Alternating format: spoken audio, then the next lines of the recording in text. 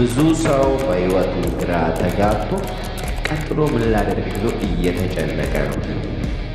እንግዲህ በዛሬው ቪዲዮአችን እንዴት ነው አእምሮአችንን በአዲስ የምናስጀምረው የሚለውን እነግራችሁ። መቼም ስልካችን ድንዝዝ ሲል አንስተን ሪስታርት እናደርገዋለን። ታዲያ ዛሬ አእምሮአችንን እንደዛው እንደ ስልኩ በአዲስ ለማስጀመር አእምሮአችንን በአዲስ በፍጥነት እንዲሰራ ለማድረግ ተሰላችተን በሕይወት ነገሮች ተደጋጋሚ የሆነው ሲሰለቹ እንዴት አድርገን እንደምንጀምር ለማሳያችሁ ዛሬ እንግዲህ እነኚህ ወሳኝ የሆኑ 5 ነጥቦችን የምነግራችሁ፣ አብራችሁ ቆዩ። በመጀመሪያ ይህን ቤት እንደዚህ አይነት ምርጥ ትምህርቶችን ስለምታገኙበት ሰብስክራይብ፣ ላይክ፣ ሼር ማድረጋችሁን አትርሱ። አብራችሁ ቆዩ።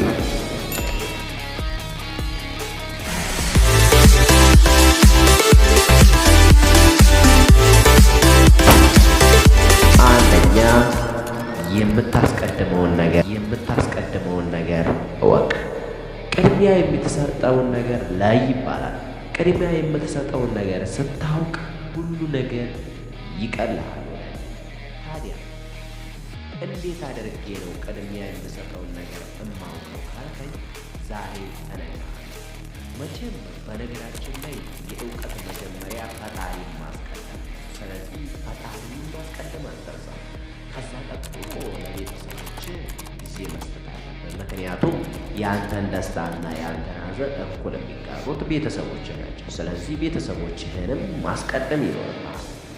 ከዛም በተረፈ ደግሞ ቅድሚያ የምትሰጠውን ነገር እወቅ ማለት ለፈጣሪ ቅድሚያ መስጠት ማለት ምን ማለት ነው ካልከኝ ደግሞ ሃይማኖትህ ምንም ሊሆን ይችላል፣ ብቻ በክፉም በደጉም ታመሰግናለህ። ይህ ነው ጥያቄው። ለአንተ ላይ ሲደረግ የማትፈልገውን ነገር ሌላ ሰው ላለማድረግ ትጠነቀቃለህ፣ ትሞክራለህ። ይህ ነው ጥያቄው። ይሄንን ካደረግክ ቅድሚያ የምትሰጠውን ነገር እያወቅህ ነው። ስለዚህ ከዛ ቀጥሎ ቤተሰቦችህ ላይ እንዳይደረግ የማትፈልገውን ነገር ሌላ ሰው ላይ ላለማድረግ ትጠነቀቃለህ፣ ትሞክራለህ። ይሄንን ካደረግክ ቅድሚያ የምትሰጠውን ነገር እያወቅህ ነው ማለት ነው።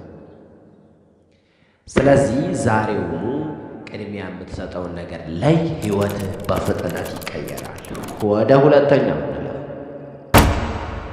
ሁለተኛው ደግሞ ጎልህን መጻፍ ይባላል፣ ወይም ደግሞ ዓላማህን መጻፍ።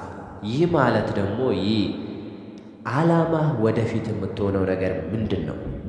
ይህን ነው የዛሬ 5 ዓመት፣ የዛሬ ዓመት፣ የዛሬ 2 ዓመት ራስን የት ቦታ ነው ማየት የምትፈልገው?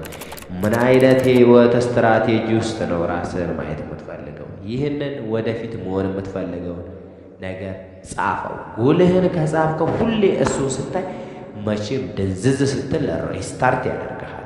ህይወት ተደጋጋሚ ሆኖ በህይወት ግራ ሲገባ እንድትነሳ ያደርግሃል። ስለዚህ አንተም ጎልህን መጻፍ አትርሳ።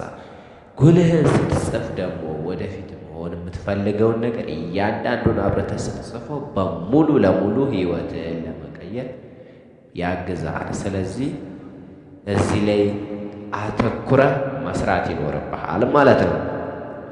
ወደ ቀጣዩ እንለፍ። ቀጣዩ ደግሞ 3ኛው ልማድ መገንባት።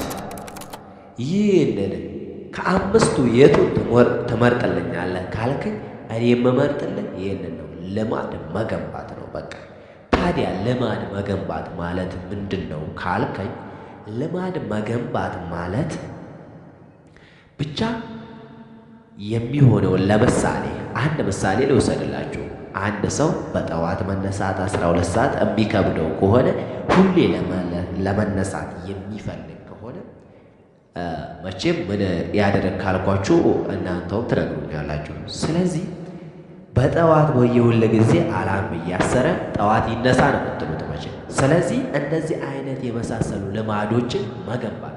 ልማድ መገንባት ደግሞ መጀመሪያ በአእምሯችን እናስባለን። ከዛ ደግሞ አእምሯችን ወደ አሰብነው ስሜታችን ይሳባል። ስሜታችን ወደ ተሳበው ደግሞ ወደ ተግባር ይቀየራል። ተግባር ደግሞ ቀጥ ሲደጋገም ደግሞ ምን ይሆናል? ልማድ ይሆናል። ልማድ ገነባን ማለት ደግሞ ያለማዳችን ህይወታችን ላይ በጣም ለውጥ ያመጣል። መቼም አንዳንድ ጊዜ በሕይወታችን ግራ ሲገባ ልማዳችን የገነባነው ልማድ በጣም ይረዳናል ወዳጄ። ስለዚህ ልማድ መገንባት አለብን። አራተኛው ደግሞ ስኪል ሴት መያዝ ወይም ደግሞ ክህሎት ይባላል። ክህሎት ማለት ምንድን ነው ካላችሁኝ፣ መቼም አንድ ምሳሌ ልስጣችሁ። በመጀመሪያ ብዙ ምግብ እዚህ ቤት ውስጥ አለ።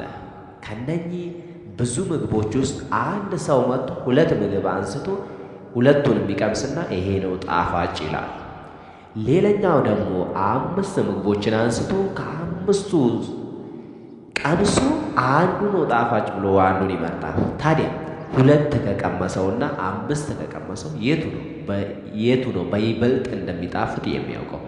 5 የቀመሰው ነው የሚያውቀው፣ ምክንያቱም ብዙ ምግብ ቀምሷል። እናንተ እንደዚሁ ብዙ ሕይወታችሁን በሙሉ በዚህ መንገድ በዛም በትምህርት ይሆናል፣ በስራ ብቻ በሙያም ይሆናል። በቃ እስኪል ሴት በሁሉ ነገር እስኪ ለሞክር፣ እስኪ ይሄንን ነገር ላደረገው፣ እስኪ ይሄ ሕይወቴን ሊቀይር ይችላል። መቼም ፈጣሪ የሰጠንን ቦታ አናውቅም። እኛ ደግሞ ሁሉ ላይ ስንሞክር እስኪል ሴት ስንይዝ ፈጣሪ ለእኛ የሚሆነውን ነገር ለየት አድርጎ ይሰጠናል ማለት ነው። ከዚህ አንጻር ነው እንግዲህ የቱ ነው ለኔ የሚሆነው ብለን ከመለየታችን በፊት ይሄ ኧረ እኔ አያስፈልገኝም ማለት አይገባንም። እስኪ ልሞክረው ብለን ማደረግ ነው ያለብን። ይሄ ነገር ሊጠቅመኝ አንድ ቀን መቼም ሊጠቅም ስለሚችል ይህንንም ማድረግ አትርሳ። መቼም በሕይወት ተደጋጋሚ አድርገ የሰራኸው ነገር እውቀት ይባላል። በሕይወት ያወቅከው ነገር እስከ ዛሬ ድረስ ከሰራኸው ስህተት የምታውቀው ነገር እውቀት ይባላል።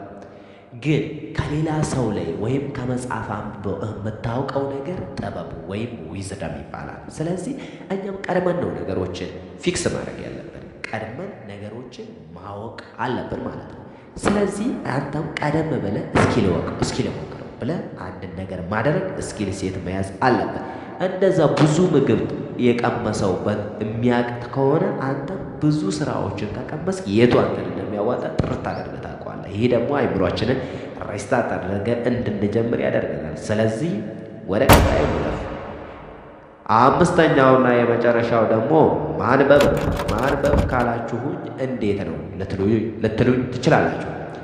እስኪ ብዙ ሰዎች ቪዲዮ ሰርተው ብዙ ነገር አድርገው ብቻ በፍጥነት እንዲገባን አቋራጭ መንገድ ሊያሳዩን ይችላሉ።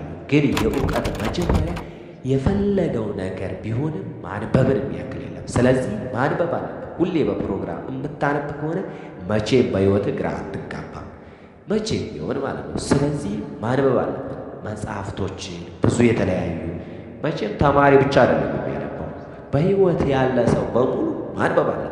ስለዚህ ንባብ ላይ ትኩረት ማድረግ አለብን ማለት ነው ወዳጄ። ታዲያ የምታነበው መጽሐፍም ለይተህ ማወቅ ይኖርብሃል ማለት ነው ወዳጄ። መቼም ዛሬ 5 የህይወት ቁልፎች አይምሯችንን እንደ አዲስ ለማስጀመር ከሚረዱን ውስጥ የቱ እንደተመቻችሁ ኮመንት ላይ ያስቀምጡልኝ፣ አነበዋለሁ። የቱ ነው ስትሰሙት ይሄማ በጣም ያስፈልገኛል ብላችሁ የተናገራችሁት እሱ ኮመንት ላይ ያሳውቁኝ። እንደዚህ አይነት ትምህርቶችን አሻሽለን ይዘን ስለምንመጣ ይህንን ቤት ደግሞ ሰብስክራይብ፣ ላይክ፣ ሼር ማድረጋችሁን አትርሱ። ቪዲዮ ከተመቻችሁ በላይክ አሳዩ። ሀሳብ አስተያየታችሁንም ኮመንት ላይ ያደርጉልኝ። እስከ መጨረሻው ድረስ ስለተከታተላችሁኝ በጣም አድርጌ አመሰግናለሁ ወዳጅ። በቀጣይ ቪዲዮ እስከምንገናኝ ድረስ መልካም ቆይታ